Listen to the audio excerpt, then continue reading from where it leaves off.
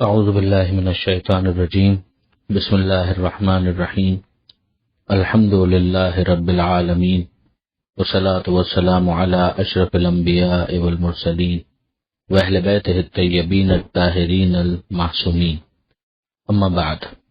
سورہ مبارکہ رعد آیت نمبر 27 سے آیت نمبر 33، 27 سے 33۔ ارشاد پروردگار ہے وَيَقُولُ الَّذِينَ كَفَرُوا، اور وہ جنہوں نے کفر اختیار کیا وہ کہتے ہیں لولا انزل علیہ آیتم من ربہ، کیوں نہیں نازل ہوتی نشانی اس پر اس کے رب کی طرف سے۔ یہ وہی فرمائشی معجزات کا مطالبہ ہے کہ جو مشرکین کی طرف سے اور ان لوگوں کی طرف سے کہ جنہوں نے کفر کو ایک آپشن کے طور پر اختیار کیا ہوا ہے، یعنی اپنی مرضی سے وہ کفر پر ڈٹے ہوئے ہیں، تو ظاہر ہے کہ انہیں کوئی نہ کوئی ہیلا، کوئی بہانہ، کوئی چیز اس طرح کی بیان کرنی ہے، ورنہ پیغمبر اکرم صلی اللہ علیہ وآلہ وسلم اتنے معجزات پیش کر چکے تھے کہ جو حجت تمام کرنے کے لیے کافی تھے، اور سب سے بڑا معجزہ بالآخر قرآن مجید تھا جس کا جواب لانے میں یہ لوگ ناکام رہے تھے۔ تو اسی بحث کو کہ جیسے قرآن مجید کے اندر مختلف مقامات پر بیان کیا گیا ہے، ایک مرتبہ پھر اسے کوٹ کیا گیا۔ قل، اے حبیب کہہ دیجئے، ان اللہ یضل من یشاء ویہدی الیہ من اناب، کہہ دیجئے ان سے کہ اللہ گمراہی میں چھوڑ دیتا ہے کہ جسے چاہتا ہے، اور ہدایت حاصل کرتے ہیں اس کی طرف کہ جو دل سے متوجہ ہوں۔ اب یہیں سے آپ اندازہ کر لیجئے کہ وہ کہ جنہیں پروردگار عالم گمراہی میں چھوڑ دیتا ہے، یہ کون لوگ ہیں؟ یہ وہ لوگ ہیں کہ جو دل سے متوجہ نہیں ہیں، جو فکر نجات نہیں رکھتے۔ تو پھر جب یہ فکر نجات نہیں رکھتے، یہ دل سے متوجہ نہیں ہیں، تو پھر ان کا انجام یہی ہوگا کہ پھر خدا انہیں گمراہی میں بھٹکنے کے لیے چھوڑ دے گا، زبردستی انہیں ہاتھ پکڑ کر باہر نہیں نکالا جائے گا۔ اگر کوئی واقعاً کوشش کرے اور ایک قدم اٹھائے تو پھر پروردگار عالم اسے اگلا قدم اٹھانے کی توفیق دیتا ہے اور اس کے لیے راہ کو آسان کر دیتا ہے۔ لیکن اگر ایک شخص اندر سے کنونس ہی نہیں ہے، راضی ہی نہیں ہے، تو زبردستی بہرحال اسے ہدایت نہیں دی جا سکتی۔ یہاں پر اناب کا لفظ استعمال ہوا ہے دل سے توجہ کو سمجھانے کے لیے۔ پھر یہ دل سے توجہ کیا چیز ہے اس کو سمجھانے کے لیے پروردگار عالم نے مزید تشریح کی۔ الذین آمنوا، وہ کہ جو ایمان لائے، وتطمئن قلوبہم بذکر اللہ، اور جن کا دل اللہ کے ذکر سے اطمینان حاصل کرتا ہے۔ یہ سیٹسفیکشن، یہ ٹرینکولیٹی، یہ اطمینان نفس کہ جس کے لیے انسان اس دور میں بھی تڑپا جا رہا ہے، مرا جا رہا ہے، پریشان ہے، اسے پروردگار عالم نے اس طرح سے سمجھایا ہے۔ دل سے توجہ ہو، نتیجتاً ایمان حاصل ہو، اور پھر اس کے بعد ذکر خدا کی چاشنی سے وہ اپنے دلوں کو مٹھاس فراہم کریں اور دلوں کو اطمینان حاصل ہو۔ پھر پروردگار عالم نے اعلان کیا کہ الا، آگاہ ہو جاؤ، بذکر اللہ تطمئن القلوب، کہ اللہ کے ذکر سے ہی دلوں کو اطمینان حاصل ہوتا ہے۔ یہ آیت بہت امپورٹنٹ ہے، اس لیے کہ انسان کی نفسیاتی مشکل کو یہ ایڈریس کر رہی ہے۔ انسان اس دنیا کے اندر اجنبیت کا اگر احساس نہیں کرے گا تو نفسیاتی مریض بنے گا۔ اجنبیت کا احساس اسے خدا تک متوجہ کرتا ہے کہ اس کا خالق کوئی ہے کہ جس سے اس کا رابطہ ضروری ہے۔ جب وہ اس خالق کی طرف متوجہ ہو جاتا ہے تو وہ اس کی طرف آگے بڑھنا چاہتا ہے۔ ظاہر ہے کہ دنیا میں پروردگار عالم نے بھیجا ہے تو جتنی زندگی ہے وہ تو گزارنی ہے، اور جس مقصد کے لیے زندگی دی گئی ہے وہ بھی گزارنی ہے۔ تو اب اطمینان ملے کیسے کہ جب وہ اس دنیا میں اجنبی ہے، منزل کوئی اور ہے، تو پھر اس کے بعد اطمینان ملے گا یاد خدا سے۔ یہ بالکل ایسا ہی ہے کہ جیسے آپ کا کوئی بچہ شہر سے دور ہو، ملک سے دور ہو، وطن سے دور ہو، آپ نے اس کو پڑھنے کے لیے بھیجا ہے، یا تو وہ ماں باپ کو فراموش کر دے اور یا ماں باپ کو یاد رکھے۔ اگر وہ ماں باپ کو فراموش کر دے گا تو ظاہر ہے کہ اس اجنبی دیش کے رنگینیوں میں کھونے کے بعد اپنی اصل سے کٹ جائے گا۔ لیکن اگر اپنے ماں باپ کو یاد رکھے گا تو ظاہر ہے اسے اپنی اصل کا، اپنی روٹ کا پتہ ہے، اور یہ بھی اگر اس کو اطمینان ہے، یقین ہے کہ ایک دن مجھے پلٹ کر آنا ہے ماں باپ کے پاس، یا تو بالکل ہی وہ سمجھے کہ نہیں اب ماں باپ سے میرا کوئی تعلق ہی نہیں ہے۔ لیکن اگر یہ طے ہے کہ اسے ماں باپ کے پاس پلٹ کر آنا ہے اور اس کی یاد اسے بے چین کرتی ہے، تو پھر وہ طریقہ کار کیا اختیار کرے گا؟ اگر وہ خود نہیں بھی آ سکتا ہے تو وہ ٹیلی فون کرے گا، کوئی ای میل کرے گا، کوئی چیٹ کرے گا، اور اس کے ذریعے سے ایک رابطہ اور تعلق برقرار رکھے گا۔ دوسری طرف ہم دیکھتے ہیں کہ پروردگار عالم کے ساتھ بھی یہ معاملہ اپنے پوری قوت و طاقت و توانائی کے ساتھ ہونا چاہیے۔ دنیا ہے، اجنبی جگہ ہے، اجنبیت کا احساس ہو تاکہ اپنی اصل سے وابستہ رہے۔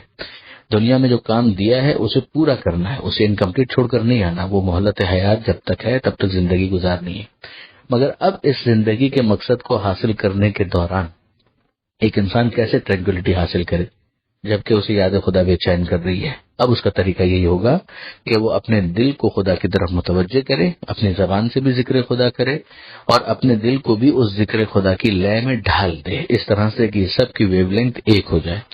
امام خمینی رحمۃ اللہ علیہ نے ذکر کی بحث کرتے ہوئے چہل حدیث کے اندر بہت عمدہ گفتگو فرمائی ہے۔ میں اپنے قارئین کو اور اپنے ناظرین کو اور سامعین کو یہ متوجہ کرنا چاہتا ہوں کہ یہ بحث پڑھنے سے تعلق رکھتی ہے۔ ذکر کا مطلب کیا ہے؟ انہوں نے اپنے اساتذہ میں سے بعض کا قول نقل کیا ہے کہ اپنے دل کی زبان اس طرح سے کھلواؤ کہ جس طرح سے تم چھوٹے بچے کی زبان کو کھلواتے ہو، یعنی پہلے نہیں بولتا مگر آہستہ آہستہ وہ بولنے لگتا ہے اور آپ کی آواز اور اس کی آواز ایک ہو جاتی ہے۔ وہ پہلے گلاس نہیں بول پائے گا، ہو سکتا ہے کہ بالکل نہ بولے اور ہو سکتا ہے آہستہ آہستہ غلط بولے، مگر ایک وقت آتا ہے کہ جب آپ گلاس بولتے ہیں وہ بھی سامنے سے گلاس ہی کہتا ہے۔ پھر ایک وقت آتا ہے کہ آپ کچھ بھی نہ کہیں تو بھی وہ مستقل ہو جاتا ہے۔ دل کی زبان کو اسی طرح سے کھلوائیں، آپ زبان سے بولیں اور دل بچے کی طرح سے جواب دے، اور ایک وقت آئے کہ جب زبان نہ بھی کہے تو دل مستقل ہو جائے اور یاد خدا میں مصروف ہو جائے۔ یہ وہ منزل ہے کہ جہاں پر انسان کا دل پرماننٹلی یاد خدا میں مصروف ہو جائے گا اور اطمینان حاصل کرے گا۔ پروردگار عالم فرماتا ہے کہ الذین آمنوا وعملوا الصالحات، وہ جو ایمان لائے اور جنہوں نے اعمال صالحہ اچھے اعمال انجام دیے، طوبی لہم، ان کے لیے خوشحالی ہے، وہ حسن مآب، اور ان کا انجام بہت اچھا ہے، خوبصورت انجام ہے۔ کذالک ارسلناک فی امۃ قد خلت من قبلھا امم، اسی طرح سے ہم نے آپ کو بھیجا ہے ایسی قوم میں جس کے پہلے بہت قومیں گزر چکی ہیں۔ کیوں بھیجا ہے؟ لتتلو علیہم، تاکہ آپ ان کے سامنے تلاوت کریں، الذی اوحینا الیک، اس چیز کی کہ جو ہم آپ کے اوپر وحی کی صورت میں بھیج رہے ہیں، یعنی آپ ہمارے میسنجر ہیں، آپ ہمارے نبی ہیں، آپ ہمارے پیغامبر ہیں، ہم آپ کو پیغام دیں گے، آپ لوگوں کو پیغام سنائیں گے، یہی وسیلے کا مطلب بھی ہے۔ وہم یکفرون بالرحمن، جبکہ یہ لوگ رحمان کے منکر ہیں، رحمان کا انکار کرتے ہیں۔ جب یہ خدا کی رحمانیت کا انکار کرتے ہیں پھر ان کے سامنے پیغام سنانا اور مشکل ہے، مگر یہ کام آپ کو بہرحال کرنا ہے۔ ہم جانتے ہیں اس بات کو کہ قرآن مجید میں 160 مقامات پر ان کی لفظ رحمان کے ساتھ جو وحشت ہے اس کو بیان کیا گیا ہے۔ وَإِذَا قِيلَ لَهُمُ اسْجُدُوا لِلرَّحْمَنِ قَالُوا وَمَا الرَّحْمَنُ، جب ان سے کہا جاتا ہے کہ رحمان کو سجدہ کرو تو وہ کہتے ہیں کون رحمان، یہ رحمان کیا ہے؟ اور جبکہ خدا کی رحمانیت کا اگر ایک انسان احساس کر لے تو خدا کی معرفت میں وہ اور آگے بڑھ جاتا ہے۔ رحمت عمومی کا پروردگار عالم کی طرف سے نزول ایک مسلم حقیقت ہے۔ پروردگار عالم فرماتا ہے وہ انکار کرتے رہیں لیکن آپ اس پیغام کو سنائیے، ان سے کہہ دیجئے وہ ربی، وہ میرا رب ہے، لا الہ الا ہو، اس کے سوا کوئی معبود نہیں، علیہ توکل، تو اسی پر میرا بھروسہ ہے، و الیہ متاب، اور اسی کی طرف میرا رجوع کرنا ہے، یعنی پلٹنا بھی اسی کی طرف ہے، بھروسہ بھی اسی کی طرف ہے، معبود بھی وہی ہے، اسی کی طرف سے پیغام وہی کی صورت میں نازل ہو رہا ہے، اور اسی کی طرف سے یہ ذمہ داری ہے کہ میں تم کو یہ پیغام سناؤں اور وہ میں سناتا رہوں گا۔ پھر ارشاد ہوتا ہے وَلَوْ أَنَّ قُرْآنًا سُيِّرَتْ بِهِ الْجِبَالُ، کہ اگر کوئی ہوتا قرآن کہ جس کے ذریعے سے پہاڑ حرکت میں لے آئے جاتے۔ اب یہ گویا اسی کا جواب دیا جا رہا ہے کہ کوئی نشانی کیوں نازل نہیں ہوئی اور کیا ایسا کچھ کیوں نہیں ہوا۔ فرمائشی معجزات کے جواب میں یہ کہا جا رہا ہے کہ قرآن مجید کو پیش کرتے ہوئے کہ اگر کوئی ایسی چیز ہوتی تو یہی قرآن تھا کہ جس کے ذریعے سے پہاڑوں کو حرکت میں لے آیا جاتا، او قطعت بہ الارض، یا زمین اس سے ٹکڑے ٹکڑے کی جاتی، او کلم بہ الموتى، یا اس کے ساتھ مردوں سے باتیں کی جاتی، بل للہ الامر جمیعا، بلکہ اللہ کے ہاتھ میں تمام کام۔ یعنی یہ جتنے فرمائشی معجزات ہیں جن میں سے ایک یہ بھی تھا کہ پہاڑ کو حرکت دے دو، زمین کو ٹکڑے کر دو، مردوں کو جلاؤ تاکہ ہم ان سے باتیں کریں، ان تمام تر باتوں کی نفی کی جا رہی ہے۔ معجزہ فرمائشی شو کا نام نہیں ہے، پروگرامز کا نام نہیں ہے، بلکہ معجزہ جسٹیفیکیشن کا نام ہے کہ جس کے ذریعے سے نبی اپنی نبوت کو ثابت کرتا ہے۔ اگر ان تمام تر کاموں کے نتیجے میں آخری بات یہ ہو کہ ہماری زندگی کے تمام تر مسائل سہل ہو جائیں اور ہماری مشکلات جتنی بھی دنیا میں وہ ختم ہو جائیں، تو پھر تو امتحان کا فلسفہ کیا تھا؟ پھر تو پروردگار ہر ایک کے اوپر الگ سے کتاب کیوں نازل نہ کر دیتا؟ بات تو یہی ہے کہ رحمتیں دنیا کے اندر ہیں، زندگی میں ہیں، روحانیت کو سمجھنے کے لیے انسان کو متوجہ کرنا کہ اس کے بغیر اس کی زندگی نامکمل ہے، ہدایت کی اسے ضرورت ہے، یہ نبی ہے، اور نبی اپنی نبوت کے ثبوت میں کچھ معجزات پیش کرے گا جتنے اس کی نبوت کے اس بات کے لیے ضروری ہوں۔ فرمائشی پروگرامز کو پورا کرنے کی کوئی ضرورت نہیں ہے۔ پروردگار فرماتا ہے کہ اگر کسی قرآن سے یہ کام ہونے ہوتے تو یہی قرآن تھا، اسی سے ہم کروا دیتے اور ساری چیزیں کرتے رہتے، لیکن نہیں، یہ مقصود نہیں ہے، یہ ٹارگٹ نہیں ہے۔ افلم یئس الذین آمنوا، تو کیا صاحبان ایمان اب تک مایوس نہیں ہوئے؟ ان لو یشاء اللہ لہدی الناس جمیعا، اگر اللہ چاہتا تو تمام انسانوں کی ہدایت کر دیتا۔ ایک مومن ظاہر ہے کہ اس کا مزاج یہ ہے کہ وہ چاہتا ہے کہ زیادہ سے زیادہ افراد گروہ مومنین میں شامل ہوں، اس کی خواہش ہوتی ہے کہ زیادہ سے زیادہ افراد جنتی بنے، یہ خواہش رسول کی اور زیادہ شدت کے ساتھ ہوتی ہے، مگر کیا پروردگار عالم زبردستی کسی کو ہدایت دے گا؟ نہیں دے گا۔ ایک مرتبہ پھر یہاں پر اعلان کیا جا رہا ہے کہ لوگ یہ نہ سمجھیں کہ پروردگار عالم کی پالیسی یہ ہے کہ خداوند متعال انہیں کان پکڑ کر مومن بنا دے گا، زبردستی ہدایت دے گا، ایسا کچھ بھی نہیں ہوگا۔ فیصلہ انہی لوگوں نے کرنا ہے، علم خدا میں ہے، مگر فیصلہ انہی لوگوں نے کرنا ہے کہ کون ایمان لانا چاہتا ہے اور کون ایمان نہیں لانا چاہتا۔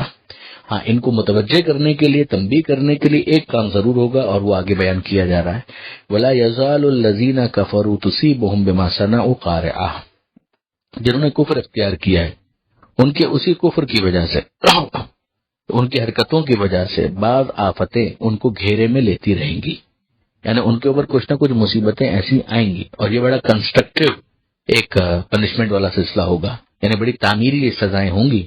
یعنی ایک تو الٹیمیٹ عذاب ہے کہ جس کے نتیجے میں وہ قوم ہی تلپٹ ہو جائے اور ختم ہو جائے، وہ نہیں، بلکہ جب تک مہلت حیات باقی ہے پروردگار عالم کی پالیسی یہ ہے کہ انہیں کچھ نہ کچھ سزاؤں کے تازیانے لگائے جائیں تاکہ وہ اپنی آخرت کی طرف متوجہ ہوں اور اپنی اس روحانی ضرورت کی طرف احساس کریں۔ پروردگار فرماتا ہے کہ ان کی حرکتوں بما صنعوا، جو کر رہے ہیں اس کی وجہ سے قارعہ، کچھ نہ کچھ آفتیں آتی رہیں گی۔ او تحل قریبا من دارہم، براہ راست بھی اور ان کے گھروں کے آس پاس بھی، حتی یأتی وعد اللہ، یہاں تک کہ اللہ کا وعدہ آ جائے اور اللہ کا وعدہ پورا ہو جائے۔ وہی آخرت کا یا موت کا وقت جب اس انسان کی مہلت ختم ہو جاتی ہے۔ ان اللہ لا یخلف المیعاد، یقیناً اللہ اپنے وعدے کی خلاف ورزی نہیں کرتا۔ وَلَقَدِ اسْتُهْزِئَ بِرُسُلٍ مِّن قَبْلِكَ، اے حبیب آپ سے پہلے بھی رسولوں کا مذاق اڑایا گیا۔ وَأَمْلَيْتُ لِلَّذِينَ كَفَرُوا، ہم نے مہلت دی ان لوگوں کو جنہوں نے کفر اختیار کیا، وہی مہلت کا فلسفہ سمجھایا جا رہا ہے۔ ثُمَّ أَخَذْتُهُمْ، پھر اس کے بعد ہم نے انہیں اپنی گرفت میں لے لیا، میں نے انہیں پکڑ لیا۔ فَكَيْفَ كَانَ عِقَابِ، تو پھر میرا عقاب کیسا تھا، میرا عذاب کیسا تھا۔ أَفَمَنْ هُوَ قَائِمٌ عَلَى كُلِّ نَفْسٍ بِمَا كَسَبَتْ، پروردگار عالم اب اپنی شان بیان کر رہا ہے، کیا وہ ذات جو ہر متنفس پر حاضر و ناظر ہے، یعنی ہر زیرو، ہر زندہ انسان پر حاضر و ناظر ہے، چہرہ کی جان سے زیادہ قریب ہے، ان کے اعمال کے بارے میں وہ جانتا ہے۔ قائم علی کل نفس بما کسبت وجعلوا للہ شرکا، یعنی اس کو چھوڑ کر یہ لوگ اللہ کے ساتھ شریک قرار دیتے ہیں۔ قل سموہم، اے حبیب ان سے کہیے کہ نام تو بتاؤ، وہ ہیں کون جو اللہ کے شریک ہیں۔ ام تنبئونہ بما لا یعلم فی الارض، تم اللہ کو خبر دے رہے ہو اس بات کی کہ جسے اللہ نہیں جانتا، یعنی ایک چیز جو واقعیت ہی نہیں رکھتی ہے تو کہاں اس کا وجود ہے، جب موضوع ہی نہیں ہے تو اس کے بارے میں جاننے کا کوئی مطلب ہی نہیں ہے۔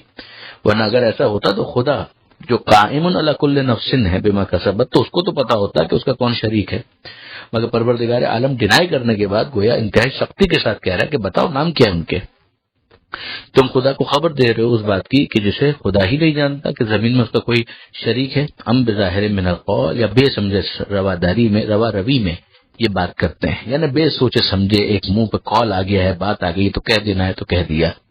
بل زینا للذین کفروا مکرہم، بلکہ مزین کر دیا گیا ہے، بڑا ڈیکوریٹو بنا دیا گیا ہے، خوبصورت بنا دیا گیا ان لوگوں کے لیے کہ جنہوں نے کفر اختیار کیا، مکرہم ان کی چالوں کو، یعنی یہ جو الٹی سیدھی باتیں مکر فریب یہ کرتے ہیں، پہلے ہو سکتا ہے کہ نہ سمجھتے ہو، لیکن بعد میں ایک وقت یہ آتا ہے کہ وہ اسی کے عاشق بن جاتے ہیں اور سمجھتے ہیں کہ واقعاً یہ بہت اچھے کام ہے جو یہ کر رہے ہیں۔ وَصُدُّوا عَنِ السَّبِيلِ، اور وہ سیدھے راستے سے ہٹ گئے۔ وَمَن يُضْلِلِ اللَّهُ فَمَا لَهُ مِنْ هَادٍ، اور جسے اللہ گمراہی میں چھوڑ دے پھر اس کی کون ہدایت کر سکتا ہے، اس کا ہدایت کرنے والا کوئی نہیں ہے۔ یہ وہ بات ہے کہ جس کے ذریعے سے سمجھ میں آتا ہے کہ خدا کن کو گمراہی میں چھوڑتا ہے، ایسے ہیں کہ جن کو خدا گمراہی میں چھوڑتا ہے۔ یہ مضمون کئی دفعہ آ چکا، ایک مرتبہ پھر یہاں پر آیا ہم پہلے بھی دیکھ چکے ہیں کہ پروردگار نے فرمایا کہ خدا ظالموں کو ہدایت نہیں دیتا، خدا فاسقوں کو گمراہی میں چھوڑ دیتا ہے۔ تو یہاں پر اسی کی تھوڑی سی ایلوبریشن آ گئی، یہ آیت نمبر 33، جس کے ساتھ ہی یہ صفحہ مکمل ہوا۔ پروردگار عالم سے دعا ہے قرآن پڑھنے، سمجھنے اور عمل کی توفیق عطا فرما، اور وارث قرآن امام زمانہ کے ظہور میں تعجیل فرما۔ بسم اللہ الرحمن الرحیم۔ سورہ مبارکہ رعد، آیت نمبر 34 سے آیت نمبر 41، 34 سے 41۔ پروردگار عالم ارشاد فرماتا ہے لہم عذاب فی الحیات الدنیا، ان کے لیے عذاب ہے دنیا کی زندگی میں بھی، ولعذاب الآخرۃ اشق، اور جو آخرت کا عذاب ہے وہ زیادہ پرمشقت ہے، زیادہ سخت ہے۔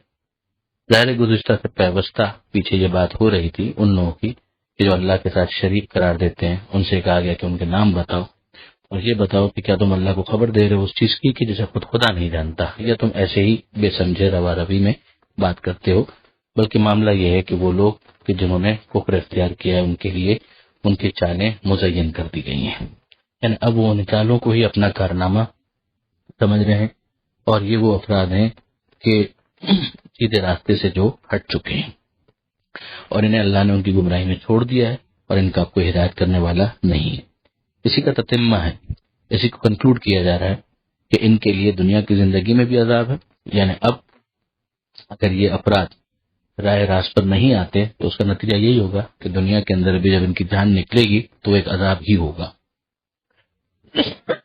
اور جو آخرت کا عذاب ہے وہ زیادہ سخت ہے۔ وما لہم من اللہ من واق، اور اللہ سے ان کو بچانے والا کوئی بھی نہیں ہے۔ اب اس کے بعد پروردگار عالم جنت کی توصیف کرتا ہے کہ جو صاحبان تقوی سے جس کا وعدہ کیا گیا ہے۔ مثل الجنت التی وعد المتقون، جنت کی صفت یہ ہے، مثل یہاں پر صفت کے معنی میں کہ جس کا وعدہ کیا گیا ہے متقین سے، کہ تجری من تحتها الانہار، کہ جس کے نیچے سے نہریں بہ رہی ہوں گی، یعنی وہ ایور گرین ہوگا، اسے کبھی بھی قحط سالی کا سامنا نہیں کرنا پڑے گا۔ اکلھا دائم، یہ وہ جگہ ہے کہ جہاں کی غذائیں ہمیشہ رہنے والی ہیں، نہ ان کے سڑنے کا کوئی امکان ہے، نہ ان کے باسی ہونے کا کوئی امکان ہے۔ ان کے جو پھل ہیں، ان کے جو میوے ہیں، جو غذائیں ہیں، وہ دائم ہیں۔ وظلھا، اور جو وہاں پر سائے ہیں، جو چھاؤں ہیں، وہ بھی وہاں پہ جب سورج ہی نہیں ہے، لا يرون فیھا شمس ولا زمہریرا، کہ لوگ وہاں پر نہ پہلے جنت سورج نہیں دیکھیں گے، یعنی جو ایسی گرمی، تو جب سورج اور سورج کی روشنی کے تصور وہاں پر نہیں ہے بلکہ ایک نور کسی کیفیت ہے جو بغیر کسی ظاہری سورج کے ہے، تو پھر وہاں پر جو چھاؤں ہے، جو سکون کا باعث ہوتی ہے دنیا کے اندر، وہ بھی دائمی ہے، اور اس کے اندر بھی کسی قسم کے زوال کا امکان نہیں ہے۔ تلک عقبی الذین اتقوا، یہ ہے انجام ان لوگوں کا کہ جنہوں نے تقوی اختیار کیا۔ وعقبی الکافرین النار، اور جو کافر ہیں ان کا انجام آتش دوزخ ہے۔ والذین آتیناہم الکتاب، اور وہ کہ جنہیں ہم نے کتاب عطا کی ہے، یفرحون بما انزل الیک، خوش ہوتے ہیں اس سے جو آپ پر اتارا گیا ہے۔ اور ظاہر ہے کہ اہل کتاب میں سے وہ حق پرست اور حق طلب گروہ کہ جو واقعی اہل کتاب ہے، تو یقیناً وہ تو قرآن مجید کی اور پیغمبر اکرم کی نوید سن کر کہ یہ آخری کتاب بھی نازل ہو گئی اور آخری رسول بھی آ گیا، تو وہ تو اسے ظاہر ہے کہ اپنی کتابوں کی تصدیق ہی سمجھیں گے، جناب مسیح علیہ السلام کی جو تعلیمات کی اس کا تسلسل سمجھیں گے، حضرت موسیٰ علیہ السلام کا جو پیغام تھا اس کی کنٹینیوٹی سمجھیں گے، تو انہیں تو خوش ہونا ہی چاہیے۔ یہ وہ افراد ہیں کہ جو متعصب نہیں ہیں، جن کے اندر عصبیت نہیں پائی جاتی، جو حق طلب ہیں، تو ظاہر ہے کہ وہ قبول کر لیں گے، جیسے کہ نجاشی کا معاملہ تھا، اور ایسے ہی بہت سے افراد کے جنہوں نے قبول بھی کر لیا۔ ومن الاحزاب من ينکر بعضا، اور ان جماعتوں میں بعض ایسے ہیں جو اس میں سے کچھ پر اعتراض بھی کرتے ہیں، تو یہ وہی افراد ہیں کہ جو پھر بالآخر قبول نہ کریں گے، اور یا پھر ایسے ہیں کہ جن کو ایک چیز سمجھ میں نہیں آئی، لیکن یہ کہ جب ان کے لیے ان کے اعتراضات کا جواب ان کو مل گیا تو پھر وہ سر تسلیم خم کر لیں گے۔ دونوں امکانات پائے جاتے ہیں۔ قل انما امرت، تو ابھی آپ کہہ دیجئے کہ مجھے تو یہ حکم دیا گیا ہے، ان اعبد اللہ، کہ میں عبادت کروں اللہ کی، ولا اشرک بہ، اور اس کے ساتھ کسی کو شریک نہ کروں، الیہ ادعو و الیہ مآب، اسی کی طرف میں دعوت دیتا ہوں اور اسی کی طرف میری رجوع ہے۔ یعنی میرا پیغام یہی ہے کہ خدا کی عبادت کی طرف آؤ، میں کوئی اپنی عبادت کی دعوت نہیں دے رہا، بلکہ خدا وحدہ لا شریک کی طرف تمہیں بلانے کے لیے آیا ہوں، اور میرا خود بھی پلٹنا اسی کی طرف ہے۔ وَكَذَلِكَ أَنزَلْنَاهُ حُكْمًا عَرَبِيًّا، اور اسی طرح ہم نے اتارا ہے اس کو عربی زبان کا حکم نامہ، یعنی یہ جو قرآن ہے اس کو ہم نے عربی زبان کے اندر نازل کیا ہے۔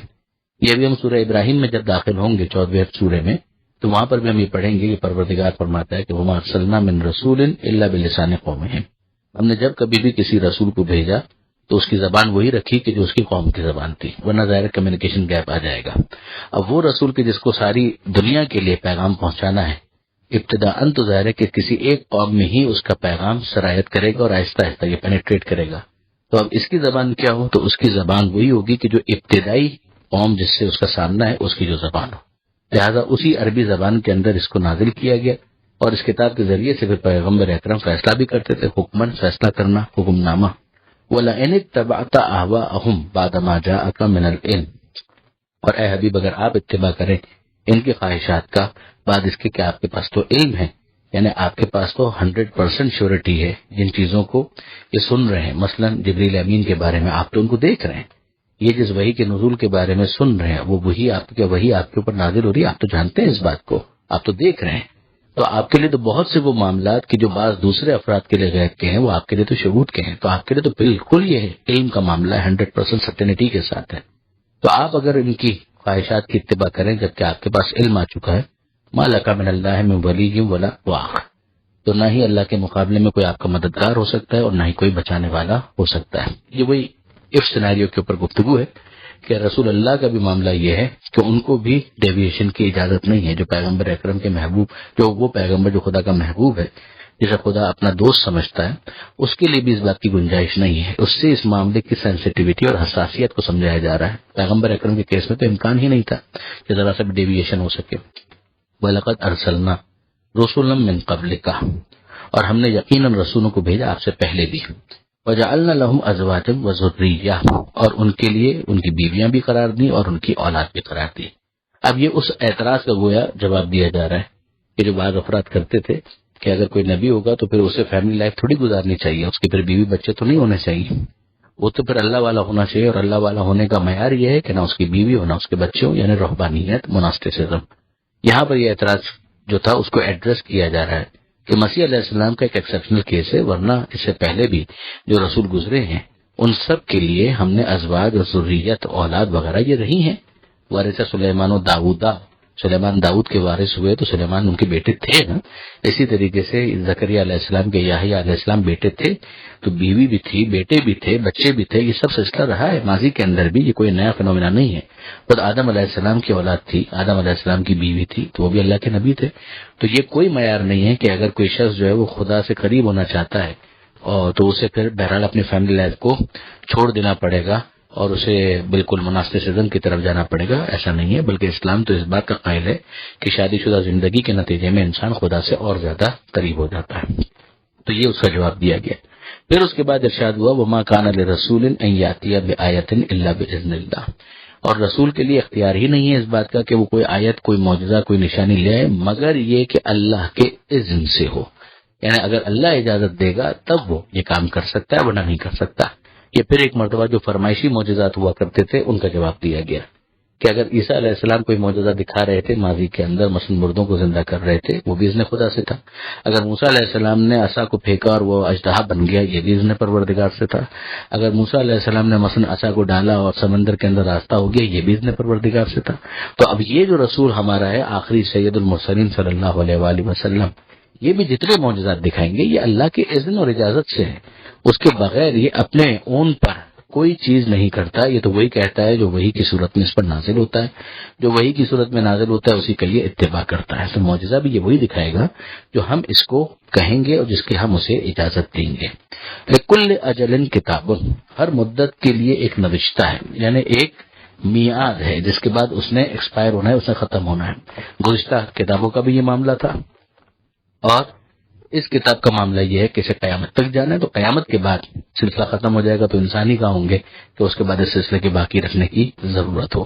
تو تو یہ پروردگار عالم نے یہاں پر ایک مدت معین کو بیان کیا. اب اس کے بعد جو سلسلہ ہے آگے وہ ظاہر ہے کہ تقدیر کے جو مسائل ہیں اس کے ساتھ جڑا ہوا ہے، اور اسی کے اندر یہ سمجھایا گیا ہے کہ یمحو اللہ ما یشاء ویثبت وعندہ ام الکتاب. اللہ جو چاہتا ہے مٹاتا ہے اور برقرار رکھتا ہے، اور اس کے پاس اصل نوشتہ ہے. یعنی اب پروردگار عالم کے پاس اصل کتاب، اصل نوشتہ. اس کا مطلب کیا ہوا؟ یہی سے وہ چیز سمجھ میں آتی ہے کہ ایک تقدیر ہے حتمی، کہ وہ چیز جو بالکل طے شدہ ہے کہ ایسا ہونا ہے اور اس کے اندر تبدیلی کا کوئی امکان نہیں ہے. قیامت آنی ہے، یہ طے ہے. آخری امام زمانہ نے بہرحال ظہور کرنا ہے، یہ طے ہے. اسی طریقے سے عیسیٰ علیہ السلام نے نازل ہونا ہے، یہ طے ہے. وہ بہت ساری چیزیں جو پروردگار عالم نے طے کی ہیں کہ جنت کے اندر اچھوں کو بھیجنا ہے، یہ طے ہے. تو پروردگار عالم کی طرف سے اس دنیا کے اندر بھی جو معاملات ہیں ان کے اندر بہت سی چیزیں ہیں جو بالکل ثابت ہیں، وہ ہونی ہے اور اسی طریقے سے ہونی. اور کچھ چیزیں وہ ہیں کہ جن کا تعلق محض اس بات کے ساتھ ہے، محض کے ساتھ ہے کہ جس کو مٹایا جا سکتا ہے. انسان دعا کرتا ہے تو ظاہر ہے کہ دعا اسی لیے کرتا ہے کہ جو حالت ہے اس کے اندر تبدیلی آئے. تو دعا اگر اس کی اس کام سے متعلق ہے کہ جس کے اندر محض کا امکان ہے تو یقیناً یہ ہو جائے گا اگر پروردگار اس دعا کو قبول کر لے. آپ سنتے ہیں صدقہ دو تاکہ بلا ٹل جائے، یہ بھی اسی کے ساتھ تعلق رکھتا ہے. اسی طریقے سے بہت سارے دوسرے اعمال کہ جس کو انسان انجام دیتا ہے اور پروردگار عالم سے دعا مانگتا ہے اور ان کے دعاؤں کے نتیجے میں وہ معاملہ بدل جاتا ہے. علم پروردگار میں ہوتا ہے کہ آخر میں کیا ہونے والا ہے. وعندہ ام الکتاب، یہ ام الکتاب کے ذریعے سے اس بات کو سمجھایا گیا. مگر بعض تقدیرات الہیہ جو مشروط طور پر ہیں تو وہ پھر پروردگار عالم کے اختیار میں ہے. ظاہر ہے کہ پروردگار عالم کے اختیار میں کیا چیز نہیں ہے، خدا کے ہاتھ جو ہے بندھے ہوئے نہیں ہے. یہ تو یہود کا نظریہ تھا. اسی چیز کو یہاں پر سمجھایا گیا ہے اور اسی کا اصطلاح کے اندر نام ہے بدع. جس طرح شریعتوں کے اندر ہوتا ہے کہ پروردگار عالم شریعت کو منسوخ کرتا ہے اور ایک شریعت کے بعض حکموں کو بھی منسوخ کرتا ہے. ما ننسخ من آیت او ننسها نأتی بخیر منها او مثلها، یہ پروردگار عالم سورہ بقرہ کے اندر بیان کر چکا ہے. اسی طریقے سے امور تخمینی کے اندر بھی یہ سلسلہ رہتا ہے. علم پروردگار پر اس سے کوئی ضرورت نہیں پڑتی. خواہ مخواہ یہ چیز جو ہے وہ ایک اعتراض کی صورت میں شیعہ عقائد کے اوپر حملہ کیا جاتا ہے. مگر آیت آپ دیکھ لیجیے اور اس کی تفاسیر دیکھ لیجیے تو بالکل آپ کے لیے واضح ہو جائے گا. جو یہ آیت کہہ رہی ہے بس یہی عقیدہ بدع ہے، اس کے علاوہ اور کچھ بھی نہیں ہے. یمحو اللہ ما یشاء ویثبت وعندہ ام الکتاب. پھر اس کے بعد ارشاد ہوتا ہے وَإِمَّا نُرِيَنَّكَ بَعْضَ الَّذِي نَعِدُهُمْ أَوْ نَتَوَفَّيَنَّكَ فَإِنَّمَا عَلَيْكَ الْبَلَاغُ وَعَلَيْنَا الْحِسَابُ. کہ ابھی بعض چیزیں وہ ہیں کہ جن کا ہم نے آپ سے وعدہ کیا وہ آپ کو دکھا بھی دیں گے. او نتوفینک، اور ہو سکتا ہے کہ آپ کا انتقال ہو جائے، کچھ چیزیں ایسی ہو کہ جو آپ نہ دیکھ پائیں. فإنما علیک البلاغ وعلینا الحساب. مثلا ایک وہی چیز کہ اس دین کو غالب آنا ہے ادیان باطلہ کے اوپر، وہ آخری زمانے کے اندر ہونا ہے تو کوئی حرج نہیں ہے. پیغمبر اکرم کی وفات ہو گئی مگر پیغمبر اکرم کا وارث جو ہے امام مہدی علیہ السلام، ان کے ہاتھوں پر یہ کام ہو جائے گا. تو پروردگار عالم اس کا پیغمبر اکرم کو گویا اطمینان دے رہا ہے، تسلی دے رہا ہے کہ حبیب وہ بعض چیزیں جن کا ہم نے آپ سے وعدہ کیا آپ اپنی آنکھوں سے بھی دیکھ لیں گے. مثلا فتح مکہ پیغمبر اکرم نے اپنی آنکھوں سے دیکھ لیا. عالم کل پر اسلام کا غلبہ وہ ظاہر کہ وقت آئے گا جب ہو جائے گا. وہاں پیغمبر اکرم جو آخرت میں ان کا مرتبہ اور مقام ہے وہاں سے تو پیغمبر اکرم دیکھ ہی رہے ہیں. فإنما علیک البلاغ وعلینا الحساب. اے حبیب آپ کی ذمہ داری ہے بیان کو پہنچا دینا، بلاغ کر دینا. وعلینا الحساب، اور حساب کتاب لینا یہ ہمارا ذمہ ہے. اولم یرو، کیا وہ نہیں دیکھتے، ان ناتی الارض ننقصها من اطرافها، کہ ہم چلے آتے ہیں گھٹاتے ہوئے زمین کو اس کے اطراف و جوانب سے. واللہ یحکم لا معقب لحکمہ، اور اللہ فیصلہ کرتا ہے اس کے حکم کو ٹالنے والا کوئی نہیں ہے. وہو سریع الحساب، اور وہ تیزی سے حساب لینے والا ہے. یعنی گویا یہ بھی پروردگار کا فیصلہ ہے جو ہو کر رہے گا. اور آپ دیکھ ہی رہے ہیں کہ کچھ تو اثرات سامنے آ بھی گئے. مثلا وہی فتح مکہ کی اگر آپ بات کریں کہ زمین جو ہے وہ کفر کے اعتبار سے، شرک کے اعتبار سے گویا سمٹ رہی ہے. کلمہ توحید جو ہے وہ بہرحال غالب آ رہا ہے. اور آخر میں آہستہ آہستہ یہ دارالحرب جو ہے وہ آہستہ آہستہ گھٹتا چلا جائے گا اور ختم ہو جائے گا، چاہے قیامت سے کچھ پہلے یہ کام مکمل ہو، لیکن یہ ہوگا. پروردگار عالم کو اس معاملے میں کوئی جلدی نہیں ہے. اب دوسرا جو اس کا مطلب کیا گیا وہ علماء کی کمی سے بھی اس کو تعبیر کیا گیا. یعنی وہ ایک معاملہ اور ایک دوسرا کہ یہ جو پروردگار عالم نے کہا کہ زمین کو ہم کم کرتے جا رہے ہیں، تو ایک تو دارالحرب کی بات ہو گئی، دارالکفر کی بات ہو گئی کہ وہ آہستہ آہستہ سمٹتا جا رہا ہے اور قبل قیامت سے پہلے اور بھی معاملات ہو جائیں گے اور معاملہ بالکل غالب آ جائے گا اسلام کا. لیظہرہ علی الدین کلہ ولو کرہ المشرکون والی بات ہو جائے گی. اور ایک یہ ہے کہ دوسرا ایک اینگل ہے جس کو آپ ایک تعبیر اور ایک تعویل کے عنوان سے بہرحال دیکھ سکتے ہیں۔ یہ جو علماء کی کمی ہے، علماء کا جو انتقال ہے، اس کو بھی بعض روایات کے اندر اس آیت کی تفسیر بیان کیا گیا کہ جو علماء کا اس دنیا سے اٹھ جانا ہے، یہ گویا زمین کا سمٹ جانا ہے۔ بہرحال اللہ عالم، یہ آیت نمبر 41 کے اوپر یہ صفحہ مکمل ہوا۔ پروردگار عالم سے دعا ہے قرآن پڑھنے، سمجھنے اور عمل کی توفیق عطا فرما، اور وارث قرآن امام زمانہ کے ظہور میں تعجیل فرما۔ بسم اللہ الرحمن الرحیم۔ سورہ مبارکہ رعد، آیت نمبر 42 اور آیت نمبر 43، اور ساتھ ہی ساتھ سورہ ابراہیم کی ابتدائی 5 آیتیں۔ آخری 2 آیتیں جو سورہ رعد کی ہیں، ان میں پروردگار عالم یہ ارشاد فرماتا ہے وَقَدْ مَكَرَ الَّذِينَ مِن قَبْلِهِمْ، اور ترکیبیں کر چکے ہیں وہ لوگ جو ان کے پہلے تھے۔ وَلِلَّهِ الْمَكْرُ جَمِيعًا، تو سب ترکیبیں اللہ کے ہاتھ میں ہیں۔ یعنی وہ جو نیگیٹو کانسپریسی سازشیں وغیرہ کرتے ہیں، تو وہ اگر یہ سمجھ رہے ہیں کہ اللہ ان کا توڑ نہیں کر سکتا یا اس کی سزا ان کو نہیں دے سکتا، تو وہ غلط فہمی کا شکار ہیں۔ پروردگار ان کا توڑ بھی کر سکتا ہے اور ان کی سزا دینے کی بھی قدرت رکھتا ہے، جو اپنے وقت پر ہوگا۔ یعلم ما تکسب کل نفس، اور وہ جانتا ہے اسے جو کرتا ہے ہر شخص، یعنی جو بھی متنفس زندہ انسان جو بھی کر رہا ہے اس زمین کے اوپر، اچھا برا، یہاں اس کانٹیکسٹ میں جو منفی سرگرمیاں ہیں ان کی طرف اشارہ ہے، وہ سب پروردگار کے علم میں ہے، خدا سے چھپا ہوا کچھ نہیں ہے۔ وَسَيَعْلَمُ الْكُفَّارُ، ہاں کفار کو ان قریب پتہ چلے گا، لمن عقبى الدار، کہ اس عالم کا انجام کس کے حق میں ہے، وہ جو آخری انجام ہے میدان قیامت کے بعد کے جو فیصلے ہیں، اس کے نتیجے میں کون کامیاب رہتا ہے کون ناکام رہتا ہے، یہ کفار اس وقت تو نہیں جان رہے، مگر عنقریب ان کو اس بات کا پتہ چل جائے گا۔ آخری آیت، آیت نمبر 43، وَيَقُولُ الَّذِينَ كَفَرُوا لَسْتَ مُرْسَلًا، اور کافر لوگ کہتے ہیں کہ تم رسول نہیں ہو، یعنی رسالت کا انکار کرتے ہیں۔ قل، تو اے حبیب کہہ دیجئے، کفا باللہ شہیدن، کہ میری گواہی کے لیے اللہ کافی ہے، بینی و بینکم، میرے اور تمہارے درمیان گواہی کے لیے اللہ کافی ہے، ومن عندہ علم الکتاب، اور وہ کافی ہے جس کے پاس کتاب کا علم ہے۔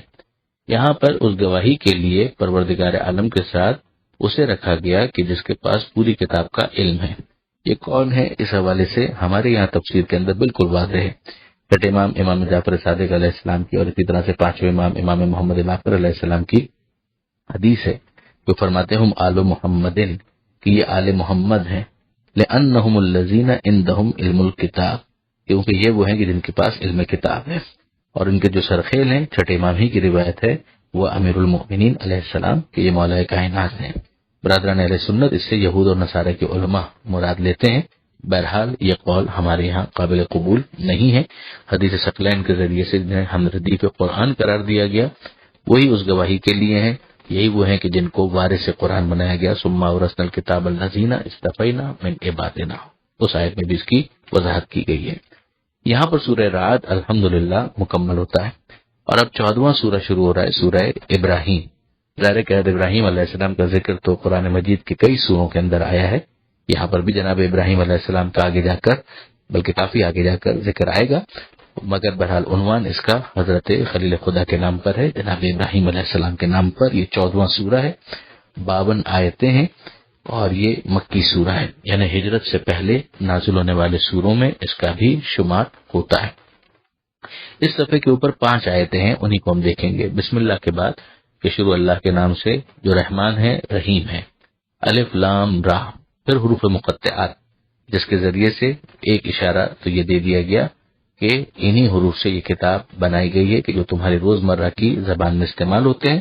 اگر تم سمجھتے ہو کہ کتاب خدا کا کلام نہیں ہے، تو انہی حروف کو جوڑ کر لفظ بناؤ، لفظوں کو جوڑ کر جملے، اور جملوں کو جوڑ کر ایک سورہ بنا لاؤ، تاکہ تم اپنے اس رد کو ثابت کر سکو کہ یہ خدا کا کلام نہیں ہے، بلکہ نعوذ باللہ من ذالک ہمارے نبی نے اپنے طور پر اس کو گڑھ لیا ہے، فیبریکیشن ہے۔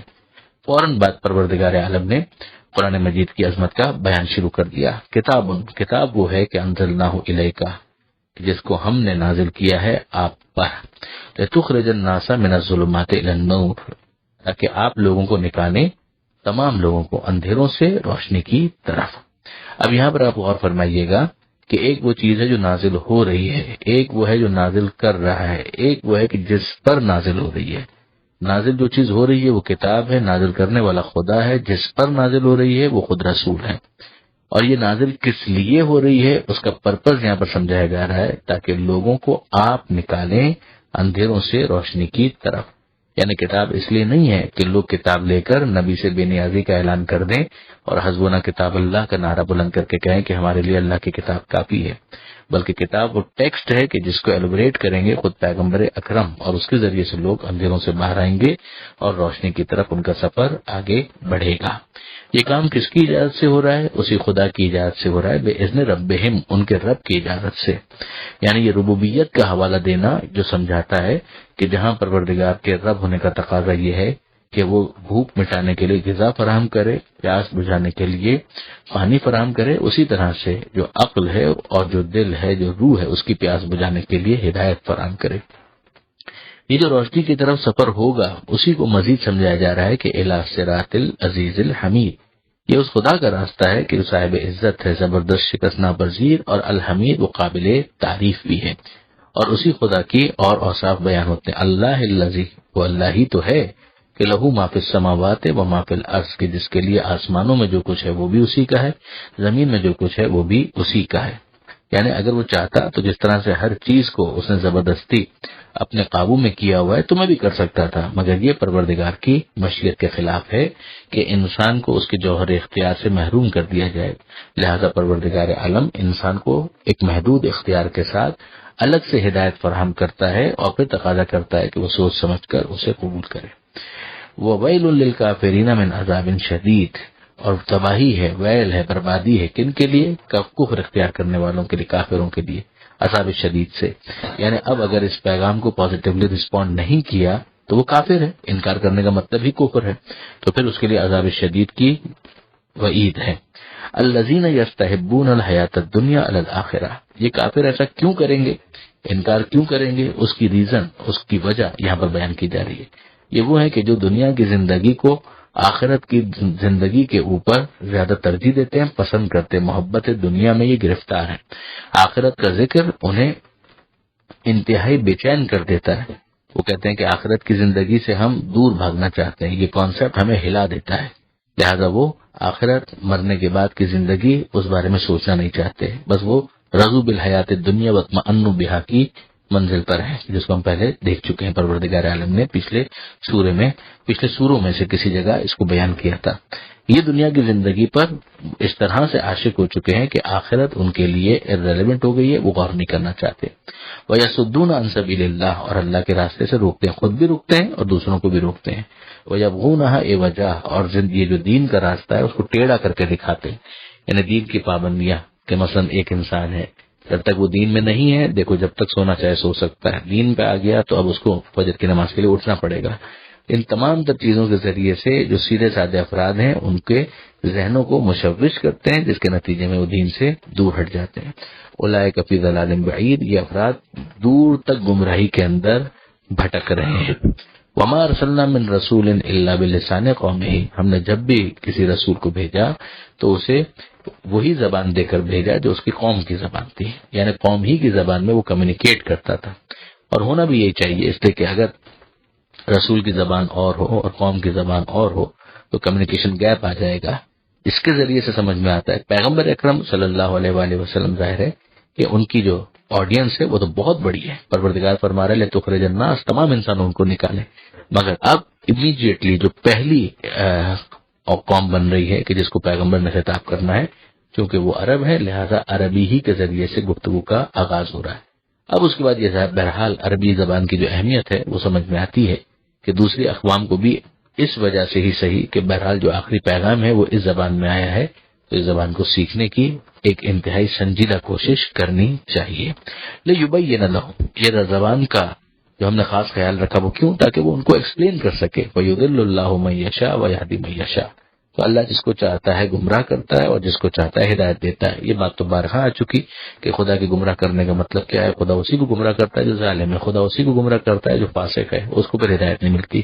تو پروردگار ان کے ظلم کو دیکھ کر پھر ان کو ان کے حال پر چھوڑ دیتا ہے. وَهُوَ الْعَزِيزُ الْحَكِيمُ، اور وہ عزیز ہے اور وہ حکیم ہے.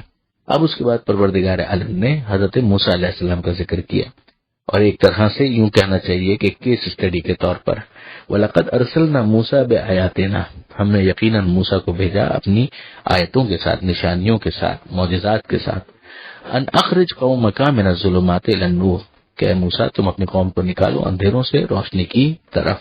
یعنی اب یہ موسیٰ علیہ السلام کا جو ڈومین ہے وہ ان کی قوم تک محدود ہے، بنی اسرائیل تک، مگر جہاں تک ہمارے نبی کا تعلق ہے ہم پیچھے پڑ چکے ہیں. لتخرج الناس، کہ تمام انسانوں کو آپ نکالیں، مگر ایک چھوٹے لیول کے اوپر ہی صحیح، بنی اسرائیل کے لیول کے اوپر کیا موسیٰ نے کیا اور کیا قوم والوں نے کیا. تو حضرت موسیٰ علیہ السلام کو کہا جاتا ہے کہ ایک تو یہ کام آپ کو کرنا ہے، اس کے لیے ایک طریقہ کیا دیا گیا، وَذَكِّرْهُمْ بِأَيَّامِ اللَّهِ، ان کو یاد دلائیے ایام اللہ، یعنی وہ دن کہ جو اللہ سے منسوب ہیں ان کو یاد دلائیے. اب یہ دن کون سے ہیں؟ ہر وہ دن جس میں اللہ کے دین کو تقویت پہنچانے والا کوئی اہم کارنامہ ہوا ہو، ہاں براہ راست اللہ کی طرف سے، جیسے وہ عذاب جو اس کی جانب سے امتوں پر نازل ہوئے، یا اس کے حکم سے اس کے انبیاء اور اولیاء اور مقرب بندوں نے اس کی راہ میں جو قربانیاں پیش کی ہیں، وہ سب ایام اللہ میں داخل ہیں. ابھی ہم دیکھیں گے کہ آگے جو موسیٰ علیہ السلام کی قوم کو نجات ملی تھی فرعون کے ذریعے سے، فرعون کے عذاب سے، اس کا فوراً ذکر شروع ہو جائے گا، یعنی اس کا ایک مصداق ہے. اسی طریقے سے ہر قوم کے اندر پرسنل لیول کے اوپر بھی بہت سے ایسے دن ہوتے ہیں کہ جو یادگار ہو جاتے ہیں، کہ جس کے ذریعے سے وہ خدا کی طرف متوجہ ہوتا ہے، کوئی خاص نعمت مل گئی، کوئی خاص امتحان ہوا، یہ تمام کے تمام پہ ایام اللہ بنتے ہیں. اور پھر اجتماعی طور پر قوم کا معاملہ یہی ہوتا ہے. اگر پروردگار عالم کی طرف سے کبھی کوئی خاص انعام نازل ہو قوم کے اوپر بطور مجموعی، مثلا کوئی سرزمین ہے کسی کو ملی ہے تاکہ وہ وہاں پر آزادی کے ساتھ سانس لے سکے، تو وہ یوم آزادی بھی ایک طرح سے یوم اللہ کا مصداق بنے گا. اور اسی طریقے سے انقلاب اسلامی جس تاریخ کو ہے وہ بھی ایک یوم اللہ کا مصداق بنے گا. اور پھر اس کے بعد مزید اگر آپ دیکھیں گے تو پیغمبر اکرم صلی اللہ علیہ وآلہ وسلم کی ولادت کی تاریخ، یہ بھی ایام اللہ ہی کا ایک مصداق بنے گی. اور بہت ساری تاریخیں اسی طرح کی ہو سکتی ہیں کہ جس کے ذریعے سے ایک دوسرے کو یاد دلایا جائے کہ کتنے اعلیٰ اوصاف والا نبی، کتنے اعلیٰ اوصاف والے امام تم کو ملے ہیں، ان کی شہادت کی تاریخیں، ان کی ولادت کی تاریخیں، یہ سب ایام اللہ کا مصداق بنتے چلے جائیں گے. پھر پروردگار فرماتا ہے ان فی ذالک لآیات لکل صبار شکور، یقیناً اس میں نشانیاں ہیں ہر بڑے صبر و تحمل والے شکر گزار کے لیے.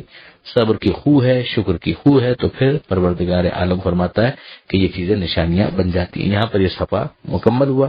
پروردگار عالم سے دعا ہے قرآن پڑھنے، سمجھنے اور عمل کی توفیق عطا فرما، اور وارث قرآن امام زمانہ کے ظہور میں تعجیل فرما. وآخر دعوانا ان الحمد للہ رب العالمین، والسلام علیکم ورحمۃ اللہ وبرکاتہ.